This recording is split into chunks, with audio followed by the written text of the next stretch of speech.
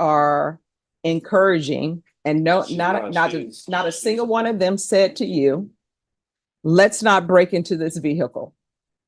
Did she say, hey, don't break into this vehicle, we'll figure it out? said it wasn't a good idea, but I Mhm. was.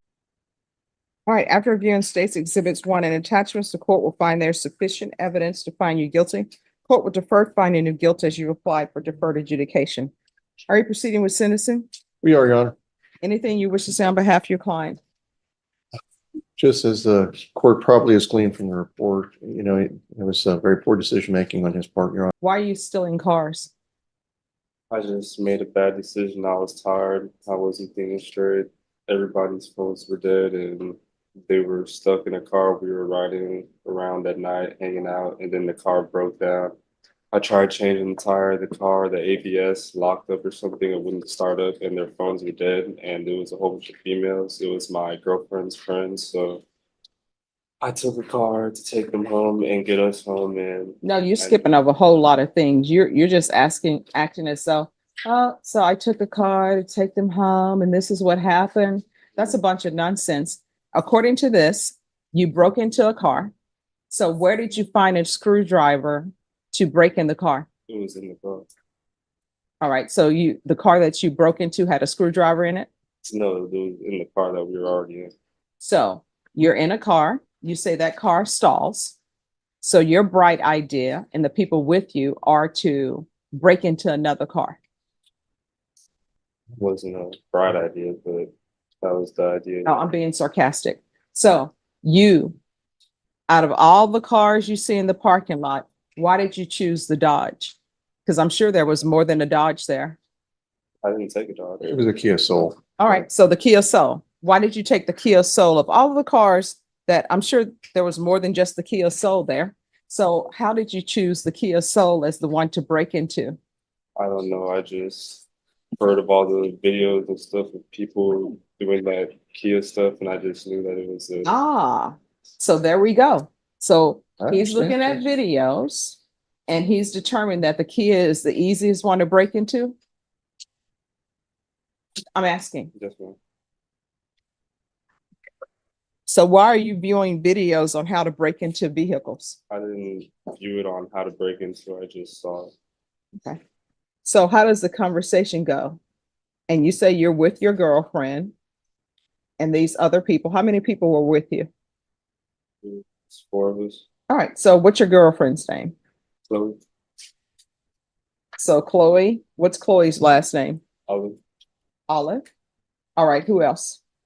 I don't know. Well, Gabby, I don't know the rest of her name, and then Alicia, but I don't know her last name. All right. So y'all sit around, the car stalls. Do you have a conversation with them? Does somebody say, hey, our car stall and our cell phones died. Bright move. Let's go break into a vehicle. How did the conversation go?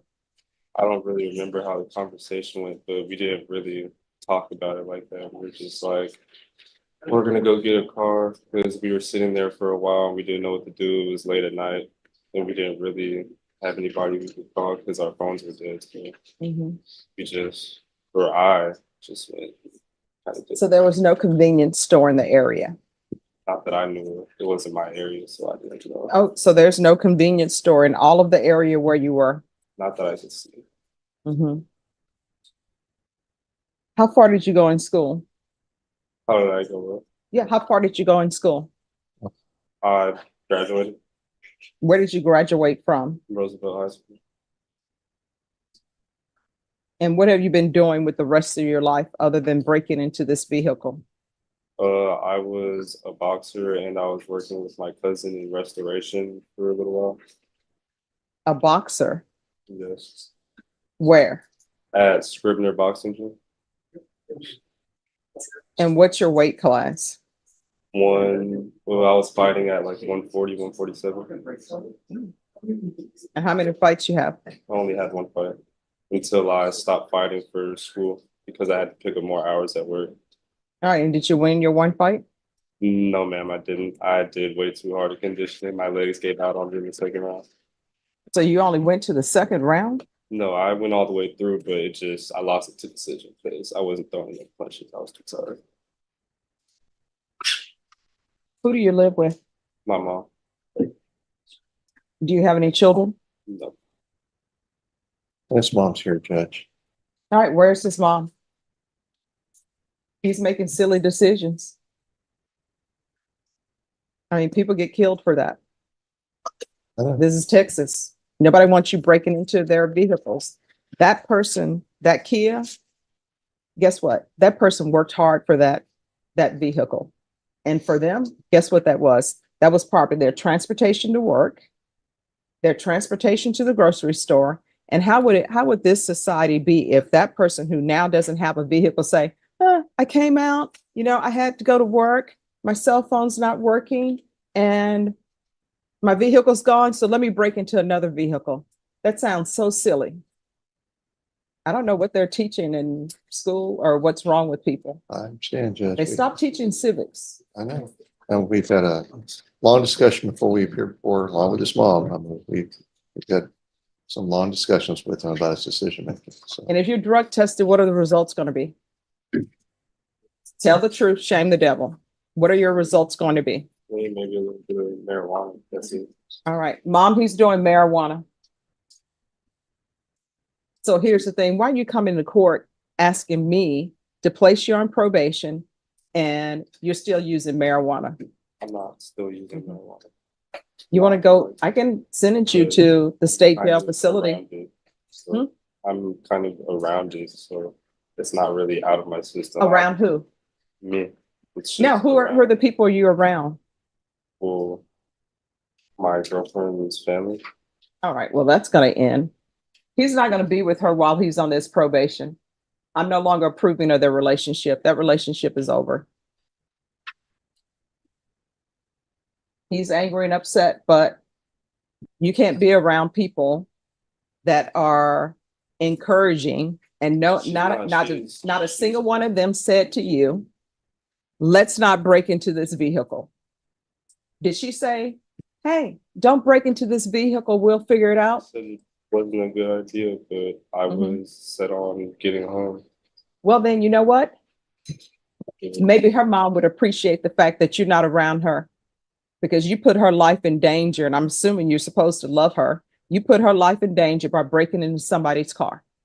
And if she was telling you this is not a good idea, obviously you blew her off.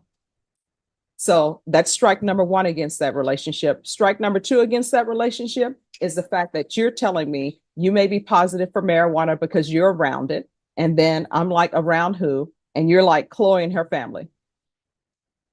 That relationship is over while you're on probation. Now, if you still want that relationship, what I can do is you all can rework out your plea bargain agreement, and I can send you to the state jail facility. You can do your time, maybe box at the state jail facility because you need to survive, or at the Bexar County Jail because you need to survive. But then guess what? You'll be off it and you can do whatever you want to do. So which would you prefer? Your relationship, or making a different agreement with your attorney where you go to trial or you go to the state jail facility? So, Sarah Judge, I've been really focused on building a good life for me, my family, my girlfriend. We've been really focused on just doing Here's the the right thing. thing. I appreciate what you're telling me, but that while you're on probation, that relationship is not happening on this probation. I know, but no marijuana or anything is going to be around me. I'm going to be at home. I'm going to be around my family. Nothing is going to be, my mom's going to be around 24/7. Your mom's not I'm on gonna be probation. at work. I'm going to This, be. let me just tell you, in this court, when I have co-defendants and they're involved in certain things, illegal activities, I don't allow them to have contact. She's doesn't not matter. involved No. in illegal activity. It doesn't matter if it's the girlfriend, the wife, whoever it is, and you need to concentrate on other things. And you all get together with this group think, and your group think resulted in you remembering some videos on how to break into a Kia. You could have been killed. She could have been killed. People in Texas and other places don't like people stealing things that they've worked hard for. And you know what? If you would have been shot, or she would have been shot for breaking in that vehicle, you know what everybody would have done? They would have been watching it on the news and they would have been like, oh, that's a shame. Your mom would have been crying, my baby, they didn't have to kill my baby. And you know what other people would have been saying? Oh, well, he shouldn't have been breaking into a vehicle. I understand, ma'am. So that's, the Chloe thing is a non-starter at this point in time. You do well, then maybe I'll reconsider the Chloe thing, but for now, that relationship is over. So it's gonna be 3 years deferred adjudication. There's to be no contact with Chloe Olive, and I'm gonna tell you right now, if you end up having contact with her at some point in time, probation is gonna find out about it. If they do, a motion to revoke is gonna be filed. What type of contact? Can I still No, virtually contact? no, I can't text her? no. Tell you this, if if somebody were Chloe's parents, they probably don't want you around Chloe either. How dare you take my daughter out where she could have been killed because you're still in a vehicle? And if those parents still want you around their daughter after this criminal activity, I've showed. I don't know change what's in up with my those behavior. parents. Judge, the only thing I would ask is, he does have a grandmother who resides in Oklahoma. She's treating for cancer. I'm not sure what her prognosis is. The family typically goes up once a month to try to, Oh, Check just on her. like probation. I'm sure that'll be fine. hopefully, All right, we can go off the record. Here's the thing. You're young. Guess what? If she's in love with you and you're in love with her at some point in time after your probation is over, maybe she'll wait for you. Maybe she won't. If she doesn't wait for you, wasn't meant to be, and you shouldn't have put her life in danger. If you loved her, like you say you love her and claim you love her, you would not have put her life and your life in danger by doing that. And so there you go. And her parents probably don't want you around her either. And if they do, I don't understand that. You're taking their daughter into a position where she could potentially be killed because you don't want to take the VIA bus and you say you don't have a ride. But I'm serious. If you end up contacting her, probation is going to find out about it. A motion to revoke will be filed. You will be taken into custody. Your mom will either make bond for you or not. If your mom makes bond for you, then we'll hear that motion to revoke. And you're looking at potentially 2 years in the state jail facility, and that's day for day's time. Do you understand? Yes, ma'am. All right, good luck to you. thank you, Judge. Mom, is there anything else he needs? Excuse me, Mr. Otistor. All right, if there is an issue, you can always call this probation officer, let us know. Once I place somebody on probation, I'm hoping that they'll be successful. All right, you're welcome. Thanks, Judge. My name is Happy. I upload courtroom video for education purpose. This video may contain copyrighted works not specifically authorized for use, but believed in good faith to be protected by the fair use doctrine under Section 107 of U.S. copyright law.